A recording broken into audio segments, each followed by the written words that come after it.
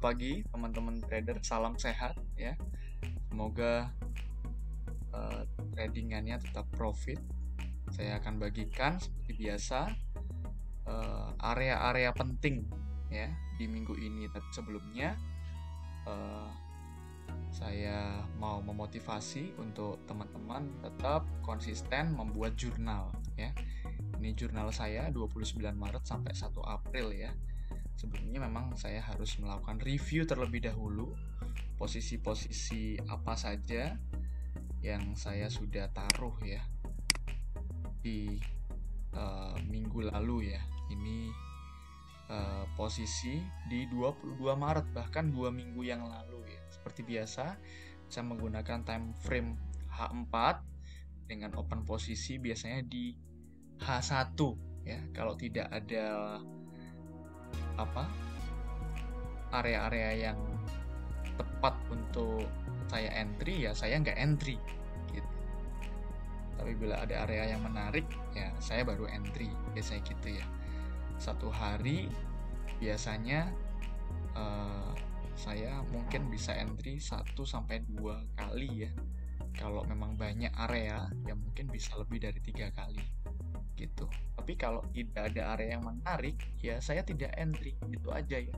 Jadi kita trading tidak seperti dikejar-kejar ya gitu. Kita trading santai supaya juga psikologis kita itu bisa tetap terjaga gitu ya. Ini area di Euro Jepang Yen ya, dan sudah terkonfirmasi gitu ya. Ini langsung terkonfirmasi di minggu tersebut ya, 2 minggu yang lalu, dan 31 Maret kemarin itu sudah mencapai take profit ya, ini dia. Oke, ada juga area yang masih di bawahnya gitu ya, cuman saya melihat ini area yang menarik ya, sehingga saya entry di situ ya. Saya memasang buy limit ya di 128.720. Berikutnya di Australian Dollar Jepang Yen. Nah ini harga memang sudah running ya.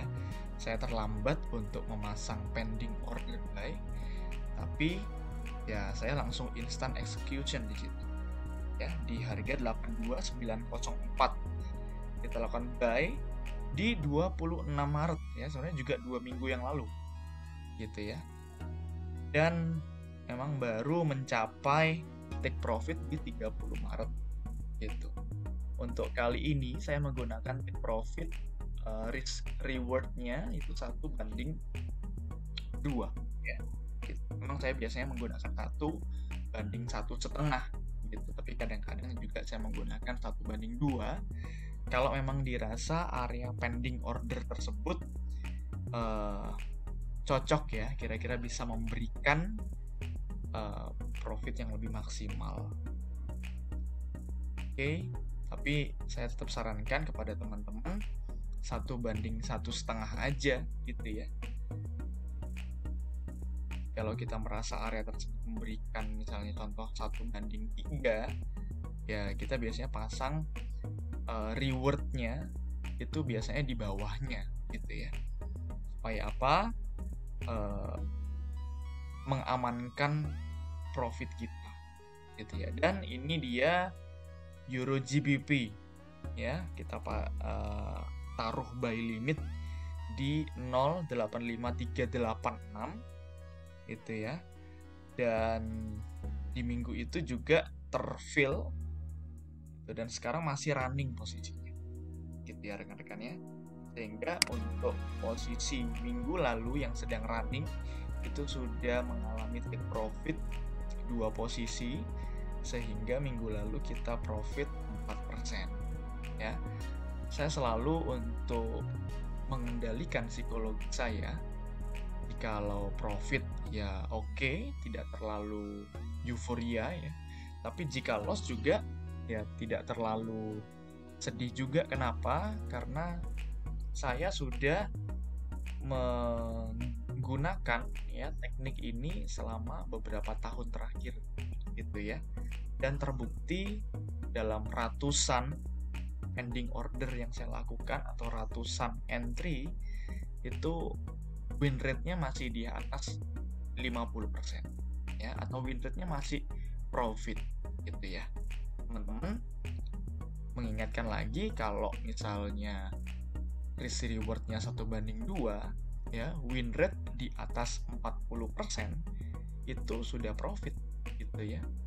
Oke, teman-teman bisa mengecek kembali video saya tentang bagaimana kita mengelola resiko gitu di dalam trading forex, khususnya trading saham, trading option, dan lain-lain pun juga bisa dilakukan ya. Oke, ini lalu kita masuk ke forecast ya. Ya, teman-teman trader, untuk forecast kita di minggu ini dimulai dari Australian Dollar USD ya. Seperti biasa saya membuka selalu dengan time frame yang besar ya, khususnya H4 gitu. Lalu kita mencari posisi yang enak untuk entry itu di H1 ya. Ini dia posisi di H4, masih ranging di sini teman-teman ya, masih ranging di area ini, sehingga saya masih belum memutuskan untuk entry ya, walaupun harga di bawah moving average 200 harusnya kan downtrend ya. Jika downtrend pasti saya menggunakan area supply biasanya untuk pending order sell ya, untuk entry. Cuman dalam case ini saya melihat kurang tepat ya. Sekali lagi, trading itu ilmu pengetahuan sosial ya gitu ya, bukan matematika ya. Jadi saya nggak punya kewajiban untuk harus entry di sini ya gitu ya, walaupun harga sudah menyentuh area supply yang saya taruh ya dari minggu-minggu sebelumnya. Juga ada area supply yang kuat ya, di atasnya juga ada area supply yang kuat gitu ya. Biasanya saya akan entry itu di area yang MA 200-nya berhimpitan dengan trend line yang saya pasang ya. Kalau bearish ya, trend line-nya biasanya trend line yang begini ya teman-teman, saya demokan ya. Nah begini ya, ini trend line-nya.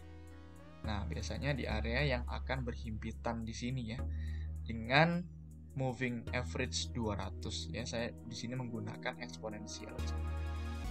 Oke, there is no important area in that Australian Dollar USD pair ya. Oke,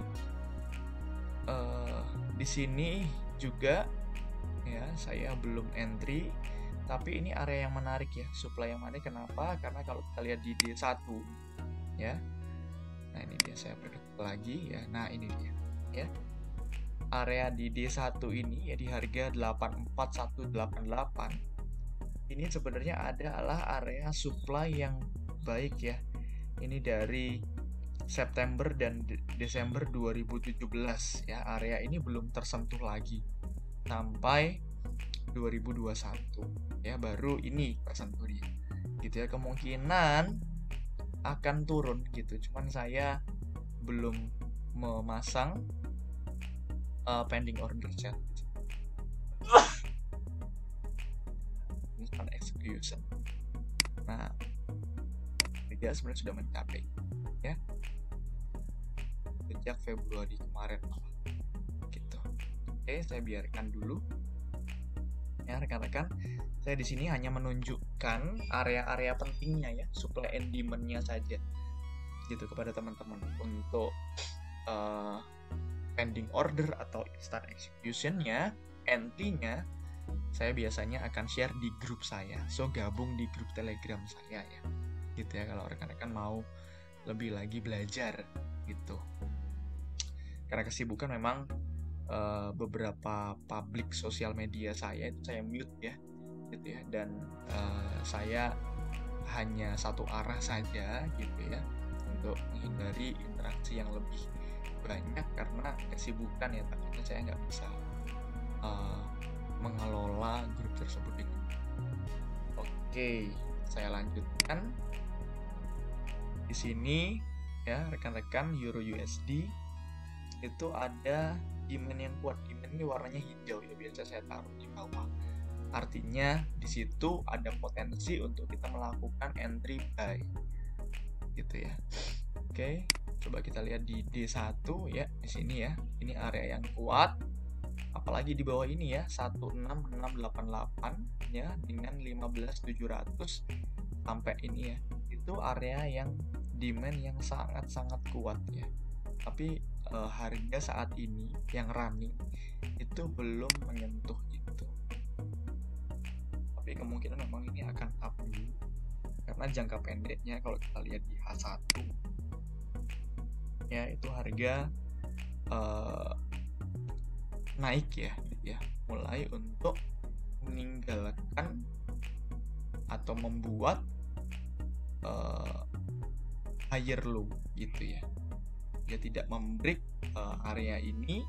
Kalau dia break area ini, kemungkinan trend bearishnya masih akan berlanjut, continuation.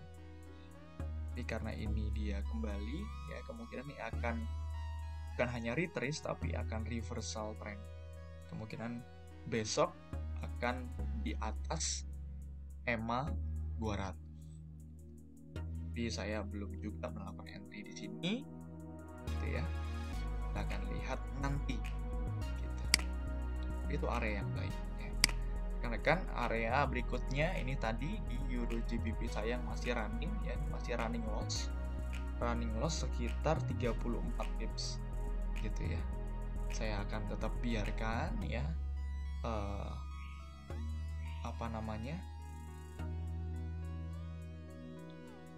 set and forget. Oke, kita akan lanjutkan area-area pada Euro Jepang Yen. Ini kemarin area yang sudah menyentuh take profit ya. Saya remove dulu untuk area profitnya, lalu ini akan diganti dengan, biasanya saya langsung ganti dengan warna ini ya, pale green. Nah ini dia. Oke, area tetap baik, order buy gitu ya, cuman kita tidak lakukan sekarang ya, karena kemarin kita sudah sempat ini masih ada di dalam satu range kemarin area profit kita. Saya belum akan melakukan pending order lagi di sini. Oke.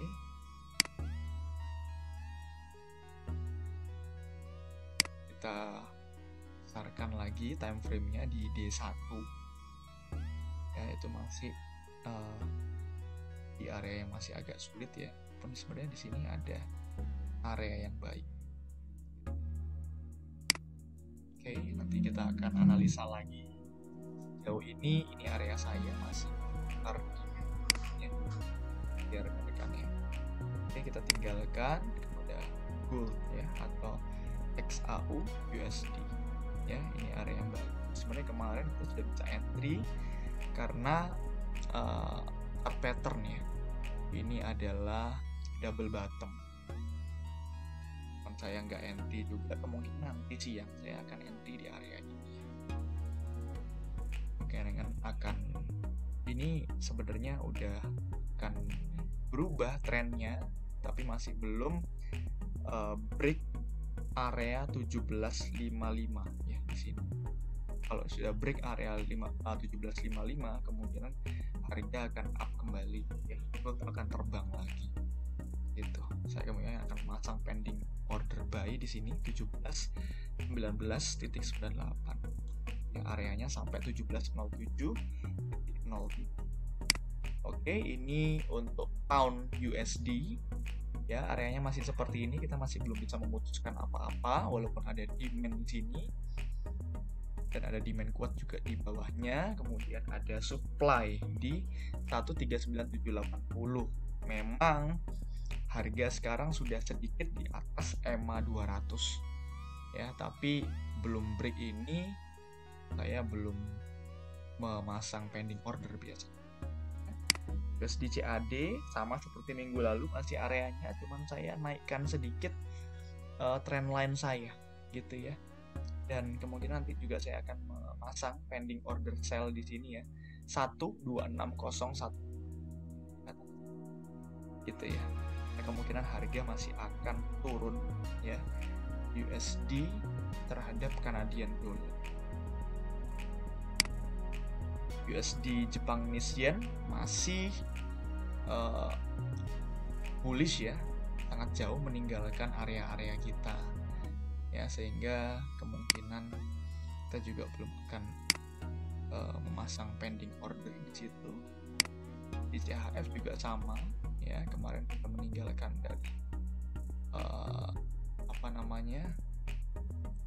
chart pattern ini gitu ya.